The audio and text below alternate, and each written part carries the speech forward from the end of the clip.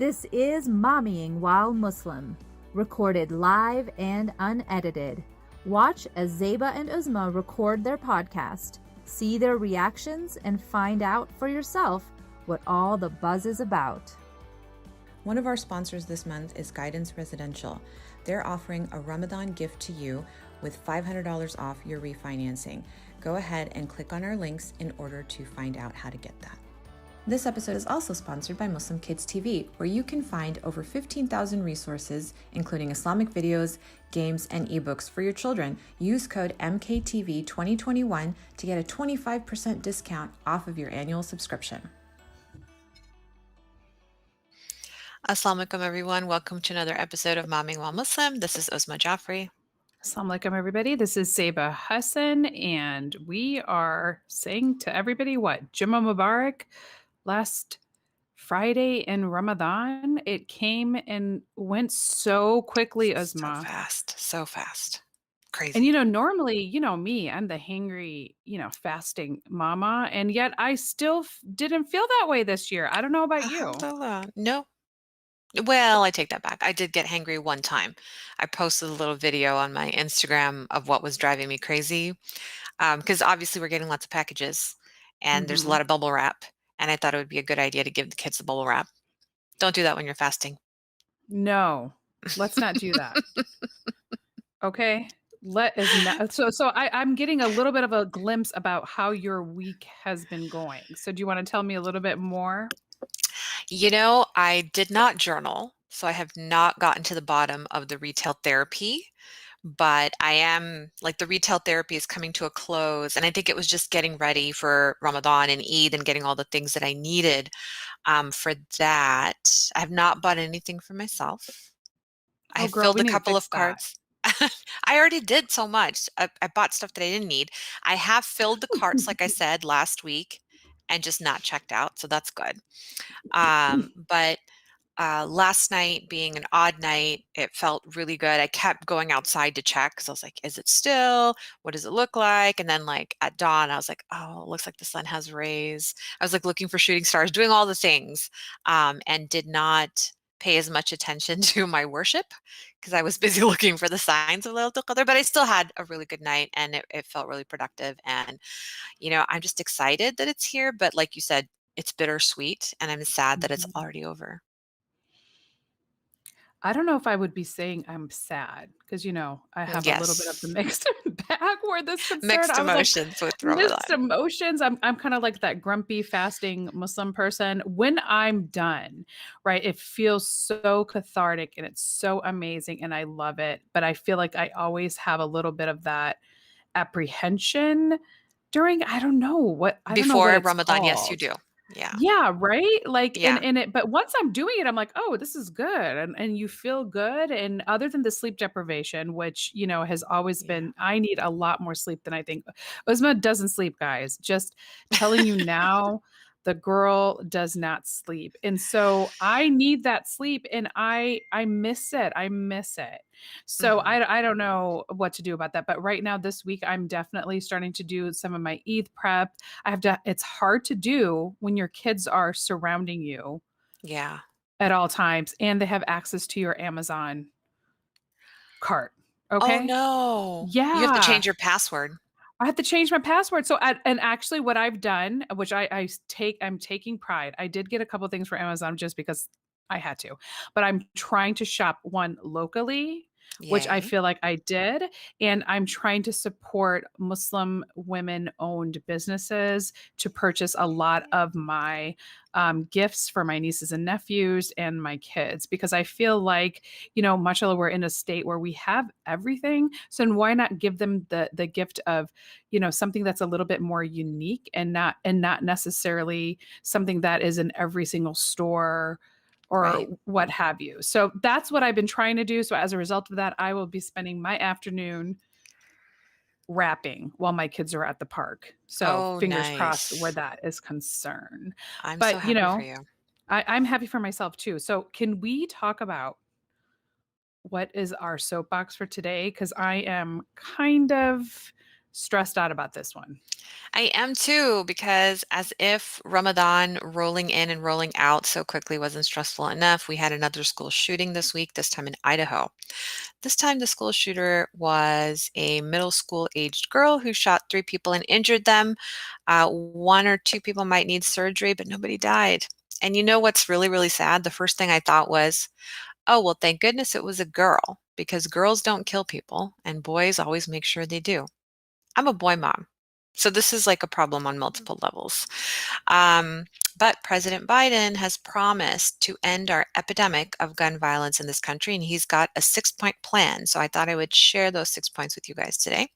So number 1 is to stop the proliferation of ghost guns, which means people who want access to assault weapons will just buy the parts separately and put them together. That way there's no serial number on a gun to be traceable. So that's called the ghost gun. They want to get rid of that. The National Firearms Act has jurisdiction over devices marketed as stabilizing braces. So with a stabilizing brace, what you can do is turn a pistol into a rifle. And so they're going to say that you can't use that anymore. That was what was used in Boulder this year for the mass shooting that happened there. Number 3 is to implement red flag legislation for states, which means family or law enforcement that believes somebody is at risk for harming themselves or harming other people has a temporary bar in accessing firearms. And so what President Biden is trying to do is incentivize states to pass these red flag laws. And by incentivize, I mean give them money to pass these laws in order to protect our public from getting guns into the hands of somebody who might potentially be in crisis. Number 4 is to invest in, I'm so excited about this. I'm so excited about this. Invest in evidence-based community violence interventions, including research to actually study what gun violence is doing, to get statistics, because the NRA has blocked this for so long. I almost said something inappropriate. Just blocked this. And, it's currently illegal to conduct such research in many states. And so that is going to be lifted, hopefully, under the Biden administration. Let's see.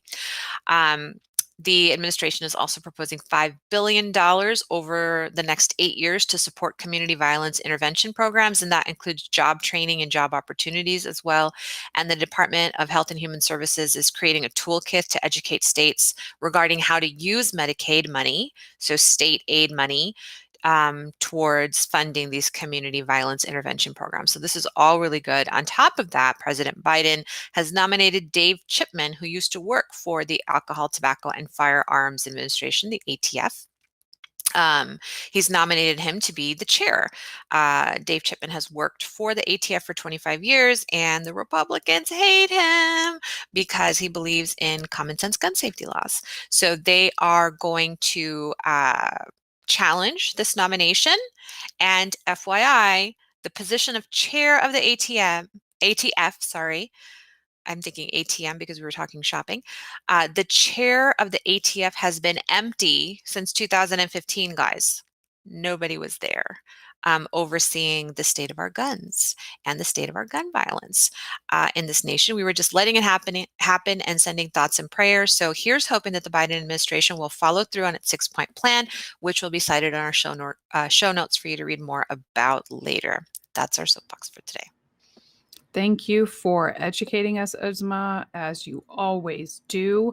And let's hope and pray that something actually gets done, because let's be honest, both sides talk a lot of talk, but I don't see that much action, whether you're Republican or Democrat. So we're just going to put that out there and wish everybody, guess what, a Jummah Mubarak and a happy 25th of Ramadan, everyone. This episode will actually probably drop on your podcast apps of choice on Eid al-Fitr, which is the day of feast for us Muslims. So I want to say everybody Eid Mubarak to everyone in our future selves. Inshallah, we can make it there.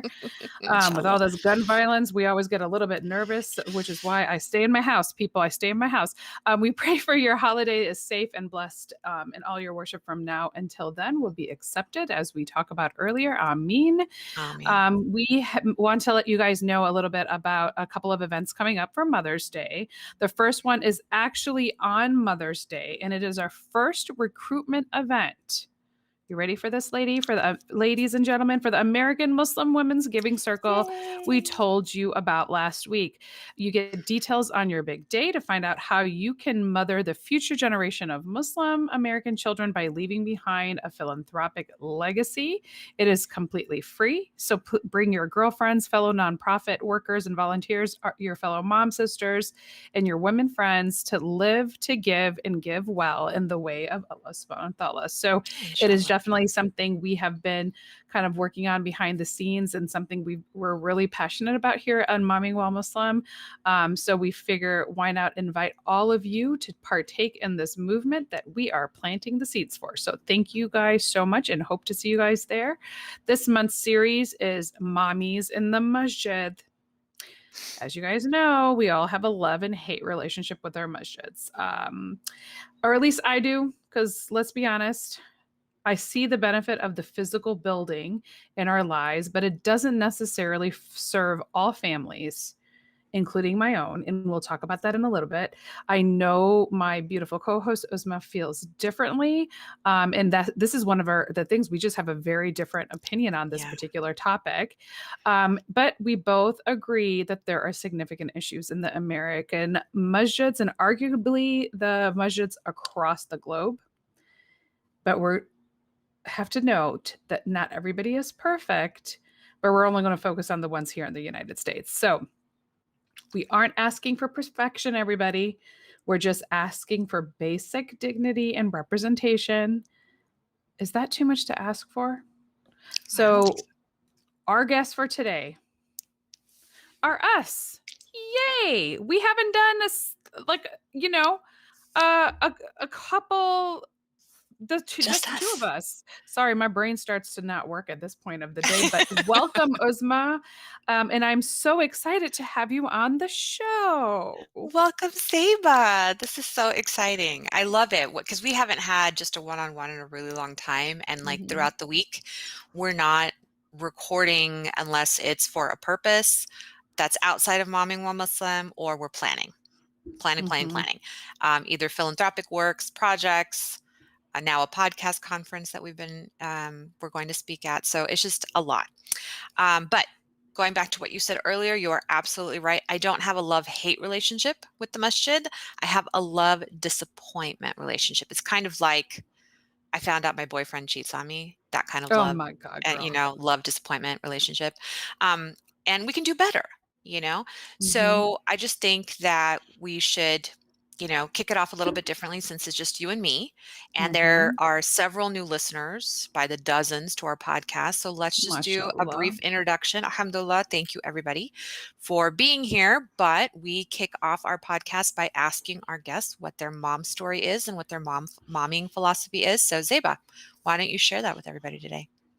Oh my God, you're putting me on the spot, because it's been a long time since I've introduced myself. I said momming philosophy because I'm used to it, but I mean your masjid history. Oh, I mean, we did change it up a little bit. I thought we changed this up. Like you're making we changed it up. I'm just in that pattern, right? And guess what? Guess what? She always makes me write the notes and read the notes. And I wrote the notes today, and she's throwing me for a loop with a random question. No, I'm sorry. This is where I get all stressed out. But anyways, my masjid story is a very complicated one. And one that I'm not 100% open to talking about, because we've talked about this. It was not necessarily a safe space for me growing up, and we're going to leave it at that, and I just can't talk about those types of things right now. But, unfortunately, Chicago masjids have a history of this particular thing. Look it up and you'll know what happened. And unfortunately, our situation was always such that, our parents trusted, dropped us off, picked us up, didn't quite figure it out. And quite frankly, wasn't necessarily the best experience, but that's okay. That's neither here nor there. And I'm definitely learned and grown as a result of that, which is why when picking a mosque or a masjid for my own children, was very, very important for me because I wanted to be extremely involved in the vetting process, and I'll just leave it at that. I wanted to be involved in the masjid because I wanted to be able to have, you know, my particular family's needs met as being, you know, multicultural, um, you know, multi-religious in the sense that, you know, half my family is actually Christian. So speaking about, you know, negatively about any other religion or culture was not something that I appreciated. And I haven't had the best of luck coming here to the DC area. My first experience, I was so excited. We went to the downtown DC mosque. Beautiful, beautiful masjid. Okay. And the first day in Sunday school, they told my kids that any non-Muslim person is going to hell. Oh, geez. My oldest was 4. My number 2 was 2.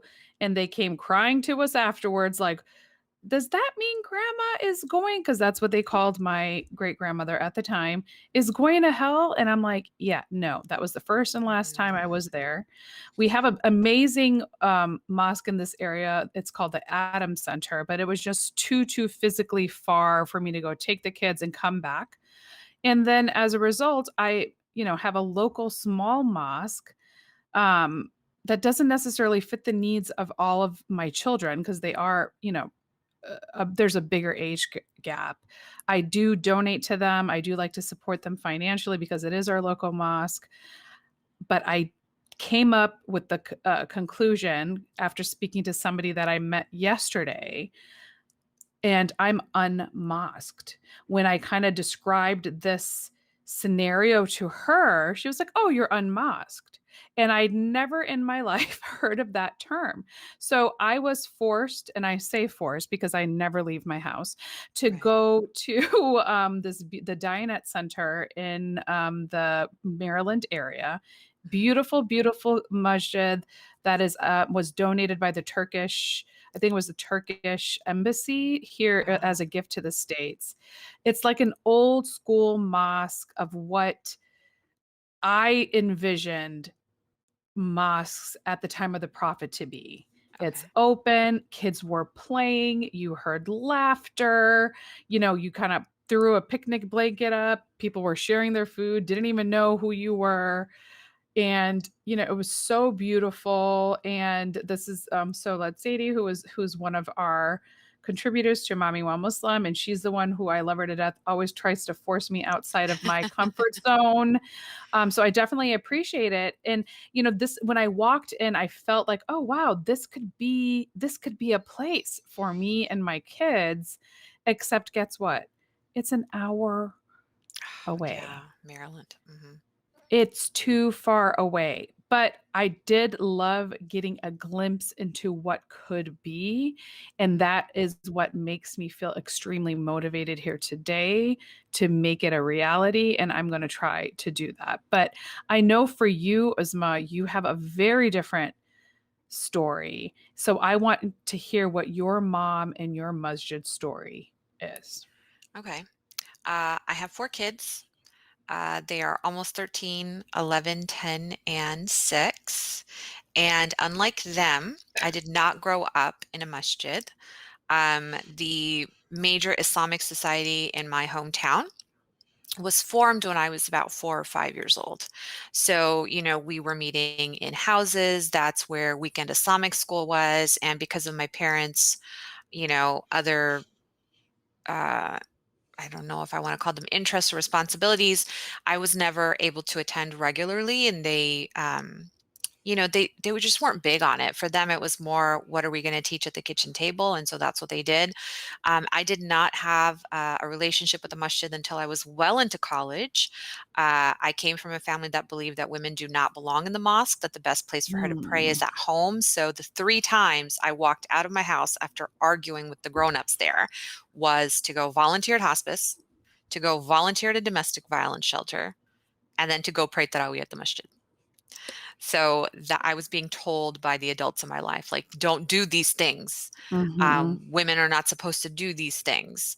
But I pursued it and I really loved it. And, just being in the masjid was so different for me and so spiritual. And I was doing this whole process of relearning my religion and relearning my practice. And doing it in the masjid felt really safe and it felt really good. But then once I became a mom, I knew, well, actually, even before, I knew that I wanted my kids to grow up in the masjid because that was the exact opposite of the way that I grew up. And I wanted Mhm. them to have that kind of spiritual experience that I had as an adult. Um, and, once you are in that space, you start seeing as you get into, not necessarily leadership, because we know that that's not always possible, but in the periphery, you start seeing, you know, the physical barriers inside the masjid. You start seeing waste and inefficiency and empty promises, a lot of lip service, poor leadership, and then very static leadership and spaces. And you Yes. can't do any of those things if you're a mother, because our lives are constantly in flux, our jobs are constantly in flux, our roles are constantly in flux, and if we have to roll with the punches to keep up with our kids and keep up with our society and everything else, well, the masjid needs to do that too.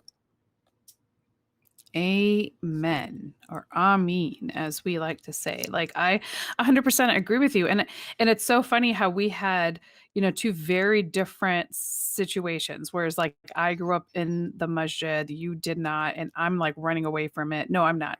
I kind of took a step back, because I believe that it was supposed to be, and everything that I've read, it was supposed to be a place, like a community place. Hmm. It's not just a place of worship where you just go and pray and you leave. It's a place to have like dialogue and interaction, and the kids are playing. And it's sad because I don't necessarily see that in the places that I, maybe it is because I have been quote unquote unmosqued for quite a while, to be honest with you. So I'm in the process of trying to find a place now, and I'm willing to do that. But one of the things is, like, every time I've gone in the last, let's say, decade, that I've had such a negative experience that it really prohibits me to wanting to go back. And it's so bad, Uzma, that my older two, unfortunately, are in a situation where, because they've also had bad experiences or they've seen somebody like mistreat me, they're just like, I don't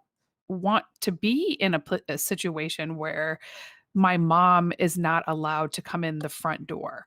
Hmm. Like, because our the way that I'm raising them is so different, and I feel like more true to the core of Islam, to be honest with you. So when they see me being pushed to the side, or their sister pushed to the side, or if my 4-year-old daughter is showing her, you know, ankle, and then somebody is so focused on her 2 inches of baby skin that I can't hear the khutbah, it's a problem. I'm sorry. And 100%. I don't want it to be negative, because I think, me, I'm extremely spiritual. Like, I love that Islam allows us the opportunity to have an internal individual relationship with Allah subhanahu wa ta'ala, and we don't have to go to the mosque to have that. So that Right. is the number one thing I want to say. But how great would it be if we could share that collective spirituality with other people feeling the same way, without you worrying about whether I'm a convert, which true story, whether even with my 4 kids, and if I'm available to be married. No, I'm not interested in you. I'm married and have 4 kids, and stop harassing me. Whether, it's just nonstop negativity that it kind of does cloud what I feel like the masjid is supposed to be. So I want a little bit of a glimpse of your idea of how we can start fixing some of those micro things, so that we can start enjoying the mosque again. And by the way, I use mosque and masjid and masajid, interchangeably. So Usman, could you explain to the audience what those words, because we interchange those words very frequently. Could you explain a little bit about what that is before you go into, helping me out, because I am stressed out about this. Okay, well, relax. It's Ramadan. Like, give it to God, you know? Breathe. We can do our job, and then the rest is Allah's job. Okay, the majority of the hard stuff is His job. So, um, masjid is a place to actually put your face down on the ground because that's how Muslims pray. So, sajada is the root word to make sajda or to prostrate. So, it's a place to prostrate. Remember that the Moors ruled Spain, however, for many hundreds of years, and the Catholics did not particularly like them. So they called them mosques. And my understanding is that it's derived from mosquito because the Oh, Moors were considered bloodsuckers of the Iberian Peninsula, and they did not the more like you them and know, eventually everybody. kicked them all out. So mosque is actually not the preferred term for a Muslim house of worship. It's Ooh. masjid, and the plural is masajid. So, first of all, I just learned something new, everybody. Thank you for Every that time we get history together, we learn lesson. something new. I know, and I love you for that. And I will no longer use mosque. Like now, I'm gonna go and say we need to write this down. Put those in our show notes, But see, Uzma, unmosque because sounds so much better than unmasjided. How can you say unmasjided? okay, fine. Well, we can come up with another term because we obviously came up with the word mommying, okay, which now we Yeah, see we made up a everybody. word there. We're just making up words. So we will come up with a word for that. But so, tell me a little bit about like some of the issues that I know you love it. I know you look at it possibly with rose-colored glasses, okay? But you've got to tell me as a mom of four, I'm sure you've experienced some issues in the mosque. And can you maybe highlight a couple of them so that I don't feel so alone sitting up here talking all negatively about the masajids?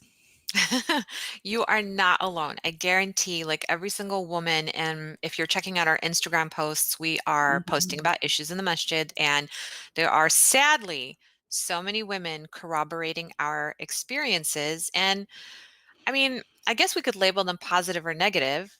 They're just disappointing, in my opinion, mhm, right? And that leads to my masjid is my boyfriend that's cheating on me disappointment kind of thing. So what I have seen is no access for the elderly or the disabled. Like my masjid in particular does not have any ramps. mhm, The you have to walk through rocks and bushes to get to the side entrance, which is the women's entrance, which is off a very hidden dark road. And we have, different kinds of people walking through that road, and they could walk in there and attack one of our elders or attack one of our children because they're running around out there playing hide and seek.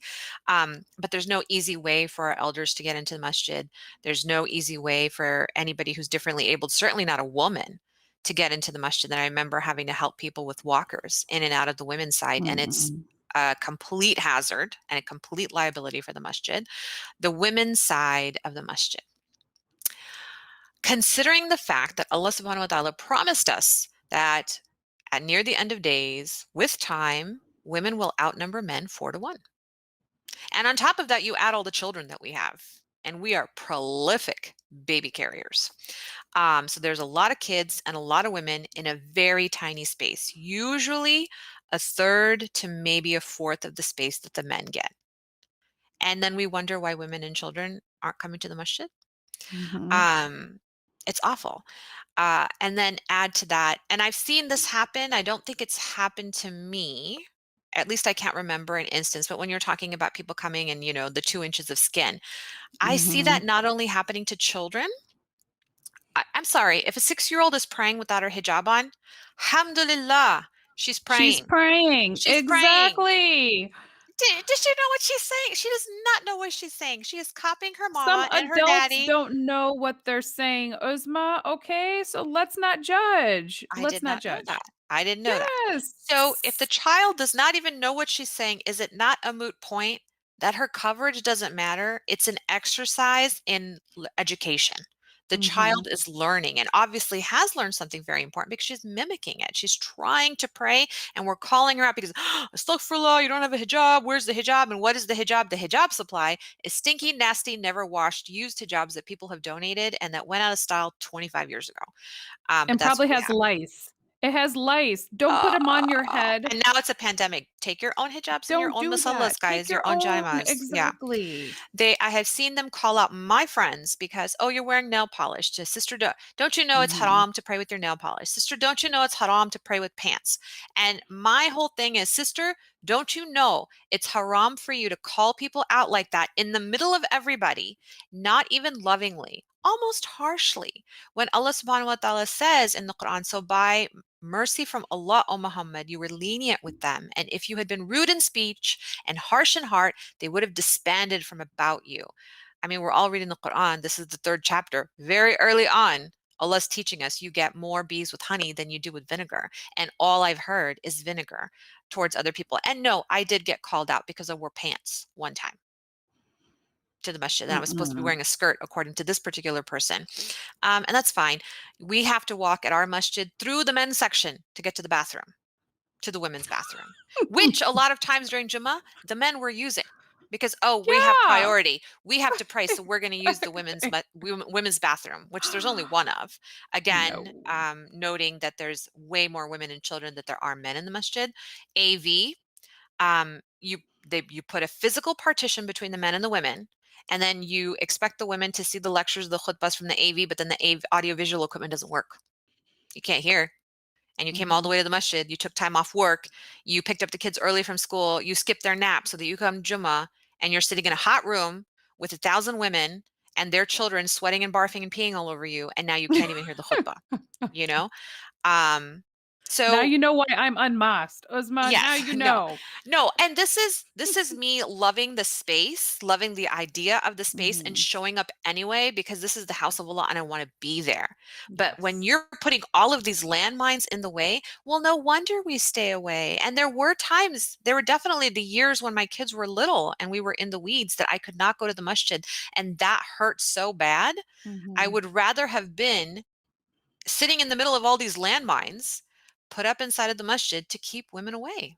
Besides the fact that my children think that the masjid is their second home. So they're always running around and screaming and then shh, shh, shh, shh, shh, which, first of all, as Muslims, we're not supposed to be making that sound. And then Yes. secondly, why are you shushing the kids? Like, that's how you know that the next generation is coming. And if we're so Exactly. harsh with them, why would they love to come back to the masjid? They're only going to Mhm. love it if people are kind and nice to them, or they have a psychotic mom who's like, the masjid is the You're house of going Allah and anyway. you have to go there and it's so fun. And I'm bribing them with all kinds of candies and toys and electronics, so they're going to love the space. They associate electronics with the masjid. Oh no, And so Uzma. they love it. And they still, alhamdulillah, they're a lot older now, and they still have that positive association with the masjid. And I give myself kudos because my husband and I worked Mhm. really hard to create that, despite what the community, not the community, but the leadership was doing. No, I would say even the community was doing. The landmines weren't just set by one entity, they were set by all of us. Yeah. And I love your point when you say, if we're discouraging the youth in whatever capacity, whether it's Hmm. through, making judgments or trying to teach them or correct them or tell them to shush while they're trying to enjoy, it really does prevent that next generation of Hmm. American Muslims that we're trying to raise. Where are they gonna go? And I Right. feel like there's a huge influx right now with the whole quote unquote concept of the virtual mosques, right? Which I think is Hmm. kind of this next generation, which is an amazing thing. I'm all for it. But what you do is you lose that concept of community that 100%. comes from being in a group. I do have to say, as unmasked or unmassaged as I am, when I was there last night, in my first time going to a masjid in, I want to say a couple years. I'm not going to lie about that. And Hmm. just sitting there and feeling it's the feeling of community was so palpable and it was tangible. Hmm. And I loved that feeling. And so much so that going back there on Sunday and I'm taking my crew with me for Mother's Day because I Nice. was like, I want my kids to at least experience this, having had that negative in it, that negative experience. I wanted them to feel a glimpse of what it should or could be. So just sitting there and taking it in, I was like, this is what I think it's supposed to be Mhm. about. It's supposed to be a concept of community, because I can download a lecture, I can read a book, I can do that. And now with Zoom, I can go to Qutbas in Chicago while I'm praying in the DC area and Mhm. be perfectly fine, but you're still lacking that concept of community. So, Right. how do we start fixing these issues? How do we start fixing the fact that we're getting peed on apparently in the mom room? That has not happened to me yet, and I'm scared to do that again. But what can we start doing, Usma? Like, you are my go-to person with activism and getting things started. What do we start doing to kind of rectify and fix this situation? We do what we've been doing for generations now, and that is taking over the programming, which women have historically done. So they've done like the Islamic schools, they've done the weekend schools, they've done all the sales, and they've done the food sales, they've done the bake sales, they've done anything that's, planning the iftars and the dinners and all of that. The women have handled all of that. Now, what did not come as a result of that was any kind of, I, there's probably appreciation, yeah, that comes from our male counterparts in the masjid, but I don't think thanks is enough. I think Mhm. once you've put in the hours and you've put in the time and you've proven your commitment to the masjid and you've given up every single weekend to teach Islamic school just so that the Islamic school is well established, by the time your kid is old enough to enroll, you should probably go a little bit above the rung of volunteer or person who organizes henna night or person who organizes the potluck. There's another level. How come men aren't organizing potlucks? Mhm. How come men aren't in charge of the Friday food sales? Like, why does it always have to be a sister? Because you want to give us something to do that doesn't require any higher level of decision making in the masjid, because we're capable of that too.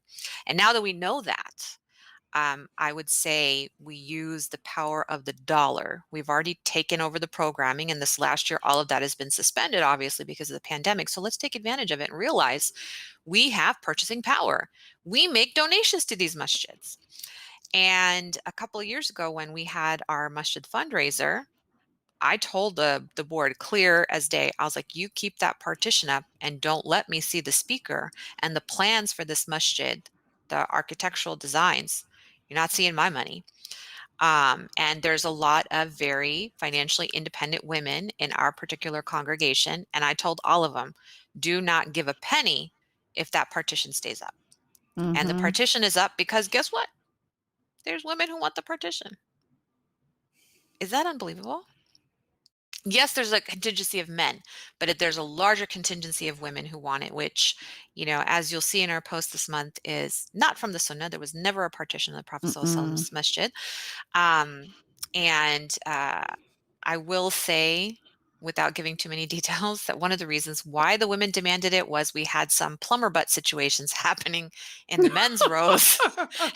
And the women were like, our children are looking at these plumbers' butts, put the wall up. And I'm like, okay, we'll tell the men to pull their pants up, okay? We'll get them belts, like Or take the or tell partition them down. to wear better, like, stop, wear pants that fit you, Don't suckers. Yeah. Okay, so we don't Yeah. have to It's see hot any over of here, so maybe that. they're like melting inches off their waist. So that makes me hate them even more. But that is one of the reasons why the partition went up. But okay, let's get over it. That was many, many years ago. Let's take it down. So what they did, they compromised that year and they moved it half. And so the women who didn't want to sit behind the partition would sit over here to see the presentation. And the women who wanted the partition sat behind it and looked at the computer screen. We have two, only one was working at the time. So everybody was craning their necks and doing all kinds of acrobatics in order to do it. But when we are donating to these masajid, we can decide that we're going to withhold our money. We will not pay for this if you, as a masjid, will not create a better space for us, better access and facilities for us, will not allow us to sit in on the board meetings or be on the board meetings, be actual board members. It doesn't have to be me because I write a fat check or something. It can be my sister who maybe she Mhm. can't write a check, but she belongs there because she has committed years and years of service to this masjid, and it's high time that she represent me. so that we can start pushing Yes. our agenda items through her. And the only person who's going to be able to do that is somebody who looks like us, thinks like us, and lives like us. And that's another mom. And understands what's going on. So, because like we have a comment right now about somebody saying that they're craving going to the mosque, but because they have little ones, they're feeling a little bit like, I can't go because, I have to give them my phone to be quiet and the sound irritates people. And then all of a sudden, somebody who's physically feels that need, to go and is craving that community can't go because they're discouraged by their younger children. Like, do Mhm. you have any thoughts? This is where my dry mouth starts coming. Do you have any thoughts about that, Uzma? Yeah. So as somebody who did not go to the masjid for probably 2.5 years, I finally, by my third baby, decided I don't care. I'm not staying away from the masjid. And so I started going diapers, screaming babies, wandering babies, loud babies, babies with iPads. Okay, my daughter had an iPad before she could speak. Thank you, Grandpa. And they were over there, and what we decided to do is, in that very limited space that we had separate rooms. So I just pushed all the kids into one room, and I said, okay, since my kids are the loudest, and they I happen to have three all loud, I will watch all these kids over here, and I will pray my tarawih over here. I will pray my Jummah over here in the kids' room. So it was really loud for those of us who are pregnant or nursing or have tiny children. And we would end up shushing those kids that were in the room with us, but also making sure they were fed, making sure they were praying the required prayers if they were of age. And then keeping an eye on our own children so they didn't do any damage to the actual building. Because, God forbid they run into the men's side to their father. 1,000 men are going to be like, why are you over here? Send him over to the women's side because the baby's so loud. It's like, no. Remember, the Prophet ﷺ could not get up from sajda because his grandson sat on his head, and Yeah. it slowed down the entire congregation. Like, their congregational prayer was halted, and somebody had to look up and see that he did not move because his beloved grandson sat on his head. And so it's not even from our sunnah to be harsh to the kids at the men's side. So I don't know where that tradition came from. I think it's, colonial traditions of harshness towards kids. And what is it? Is it spare the rod, spoil the child, or isn't it the opposite? But I have to say one thing. When, in the summers we would go to my mom's, the Christian sides, Mm-hmm. and I would spend the summer with my grandmother, Mm-hmm. and she would take us to church with her. Mm-hmm. And I got to tell you, we had so much fun going to church with her Oh, because they had wow. this concept of like they had a nursery where if you were under Yes. 10, you would go and like they were teaching us stuff. Yes, I got proselytized too. It's okay.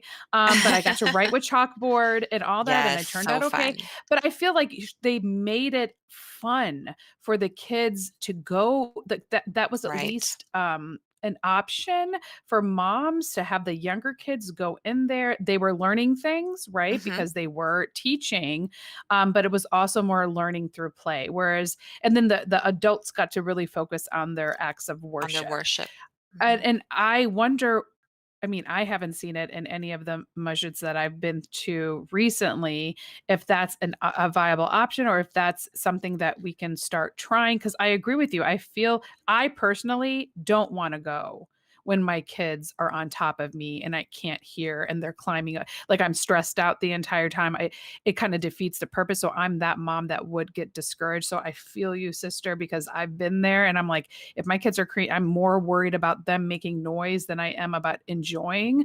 So I think it would be an issue for me. So perhaps for those moms like myself, we can have an alternative. And maybe if you have a voice at the table, like if you're a female, you're like, guess what? This is something we want to start so that our sisters that come here with younger children are not discouraged and they can actually participate in their acts of worship. Yeah, no, that's a good idea. I think very few masajid have those organized systems of babysitting rooms. And then the the one limiting factor is that, oh, well, we have to pay the babysitters. So I think we've done that too at our masjid. We started Or you could have, activities during Tarawih. have the teenagers. I know mine need hours of Yeah, community service. right. So guess what? That's what you're doing. Hmm. You put in a sign up and be like, whoever has teenagers, that's National Honor Society, Junior Honor Society, you need 50 to 100 hours per year. Yeah. Put in a cycle of they need to be busy anyway. And then Yeah. they're teaching and interacting with the youth, and then they're becoming a role model for that generation because they see somebody close to their age. Guess what? We can get it done. Yeah, And it's absolutely. free. If we could only be so organized, I know. Sorry. So besides the power of the dollar, and not donating to spaces that don't make space for us, what 2020 has shown us is that we can have a musalla at home, a place to pray at Mhm. home, and it's perfectly fine and it's perfectly allowed. And in fact, for some of us, it's been perfectly better than the alternative. What Yes. we thought was, oh my gosh, how will we live without the masjid? And it turns out we will thrive without the masjid. So my concern is coming out of this pandemic, how many masajid are still relevant? Probably only those that are true community centers that have those services available for their community that the masjid was always supposed to have. But for those that didn't, I just see them kind of being eclipsed by the bigger centers, which is probably a good thing because in some cases there's masajid that are within 5 miles of each other in some of the bigger cities, which is absolutely dumb because you've already diluted resources. And so we know you're not using them effectively and you're not being good stewards of the Yes. money. So let's just, again, I think it comes down to the power of the dollar. Let's only focus on those houses of worship that are focused on us, on the community. I think we have the power of the mic, which is to talk about it. With or without a mic, just to speak about it as we're doing. So whether you talk about it or hear about it here at Mommyingwhilemuslim, or whether you start getting vocal in your own communities, I think those are the top 3 ways that we can start affecting change in our masjid spaces and make them safer for ourselves. I So what about agree. you? Are you being inspired to consider any fixes? I'm pausing only because I can't build another mosque right now. I think my No, hands are full with the your giving piggy bank is circle, empty right now too. and my so I'm just You a just little bought a bit lot of Eid like gifts. I just bought Eid gifts. I just am donating. No, I definitely am inspired, but this is the truth of it too, right? Like I can't be complaining unless I want to be a part of the solution. 100%. And that's what the truth of it is. I hear myself complaining. I acknowledge it. I'm being a brat about it, but I'm also not in a situation where I can physically do the work that's needed to change my particular local organization. And I acknowledge that it's likely that way for a lot of different people, and I respect that. So in the meantime, like you said, the beauty of Islam is that we can kind of worship on our own and maybe participate in more community based events so that my kids can be around other Muslim people. And when I have a little bit more time and energy, inshallah, in a couple of years, that is my intention. I'm throwing it out here to the universe that I will do more to actually make those changes because you have inspired me today. Aw, I'm glad to hear it. So we usually do your rapid fire segment with the guests. You want to do it with each other? Yes. Oh Okay. my God. I'm so excited, especially because in the docs, you wrote a word down, and I am going to say it, but I fully admit I don't even know what the heck it is. Oh, okay. Good. So Okay. I'm going to ask you this one. So number 1 Okay. is member, which is the pulpit. That's what the imam stands on to Okay. give the That's see, khutbah on that's Friday. I was like, oh, I have to say, my best khutbahs have been given to me by my brother. Oh, My subhanAllah. baby brother who goes and he does speak, and it just energizes me and excites me.